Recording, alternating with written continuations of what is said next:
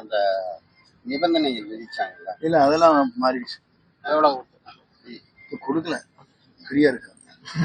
இந்த இடம் வந்து HRNC சொன்ன மாதிரி இது வந்து அனுமதிக்கக்கூடாதுன்னு சொல்லி ஒரு தகவல் யாரு உங்களுக்கு சொன்னாங்க? இருங்க சார், அது கடிதம் இருங்க, நான் சொல்றேன். இருங்க, நீங்க என்னங்க ஒரு கேள்வி கேட்டா இத்தனை பேர் கேள்வி கேட்டேன். உங்க ஹிஸ்டரி கேட்க கூடாதுங்க, ஒருத்தர் கேளுங்க. HRNC பொறுத்தவரையிலும் கடிதங்கள் கொடுப்பது அந்த துறையை சார்ந்திருக்கிற ஆலயத்திற்கு கொடுக்கப்பட வேண்டும். ஆனால் அங்கே கொடுக்கப்படவில்லை. உங்களை தெரிந்து கொள்ளுங்கள், தெளிவுபடுத்திக் கொள்ளுங்கள். எந்த இடத்துல லிட்டிகேஷன் இருக்கிறோ அந்த இடத்துக்கு தான் நோட்டீஸ் கொடுக்கணும்.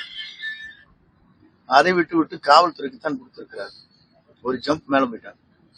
ஏதோ உங்களுக்கான பத்திரிகை ஒரு செய்திகள் வேண்டும் என்பதற்காக தெளிவாக அந்த கோயில் அறங்காவல் மூலமாக இந்த கோயிலை பொறுத்தவரையிலும் HRNC வருகிற பொழுது முழுமையாக இந்த கோயிலுக்கு சொந்தமாக இந்த இடம் இருக்கிறது என்று உயர்நீதிமன்றத்தில் ஆணை பிறப்பிக்கப்பட்டிருக்கிறது. சார், முன்னாள் அமைச்சர் பொன்முடி அரசியலே வந்து பிஜேபி கத்துக்குட்டி தான், இன்னும் எதுவும் சரியான முறையில் இது பண்ண மாட்டேங்கிறான்னு சொல்லிட்டு விமர்சனம் பண்ணி ஒருத்தர் ஒரு கருத்துக்கு சொல்லுவார், எல்லாரும் கருத்து சொன்னதா இருக்காது. அப்புறம் அதுக்கு நான் ஒண்ணு சொல்லக்கூடாதுல்ல. நான் சொன்னா பெரியவங்க ஒருத்தர் எங்க வாயை போடுங்க. ஏன்னா அவர் இருங்க, கத்துக்குட்டின்னு சொன்னாரு, எப்படி மந்திரி பதவி எடுத்தாங்க இருக்கு. அதெல்லாம் ஒரு திருப்தி ஒரு கருத்து சொல்லக்கூடாது. நேற்றைய கூட்டத்துல நீங்க வந்து சரி, அப்படி சொல்லவே இல்லை. நான் எங்க சொன்னேன்? நீங்களா ஒரு கருத்து கேட்கணும். நான் சொன்ன கருத்து என்ன, தமிழக வெற்றி கழகத்தில் பல பேர் இணைகின்ற வாய்ப்பு இருக்கிறது.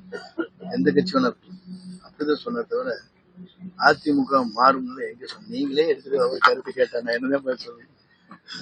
கூட்டம் நடத்துவதற்கான அதெல்லாம் எனக்கு விட்டுருங்க, நான் சொல்லியாச்சு. அதுக்கு மேல கேள்வி கேட்க கூடாது. நீங்க இந்த கேள்வி எது கேக்குறீங்க?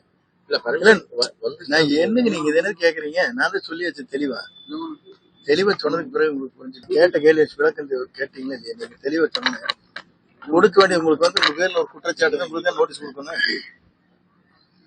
உங்களுக்கு கொடுக்கல. அப்ப கூட்டம் நடத்துவதற்கு எந்த தடையும் இல்லை. தடையே இல்லை. கூட்டம் நடத்துவதில் எந்த விதமான தடைகளும் இல்லை. இந்த கூட்டத்தில் புதுசா யாராவது கட்சியில சேர்றாங்க? பொறுத்திருந்து பார்க்கணும். நேற்றைய கூட்டத்துல கொங்கு மண்டலத்தை நீங்க தான் பொறுப்பேற்று நடத்த போறீங்க, மிகப்பெரிய தாக்கத்தை கொண்டு வர போறீங்கன்னு பேசுனதா தகவல் இருக்கு. அந்த மாதிரி நீங்க என்ன பேசுனீங்க? முக்கியமான எல்லாரையும் இணைப்போம், எல்லாரும் ஒற்றுமையா போவோம். நீங்க வந்தாலும் ஜெயிச்சுக்குவேன்.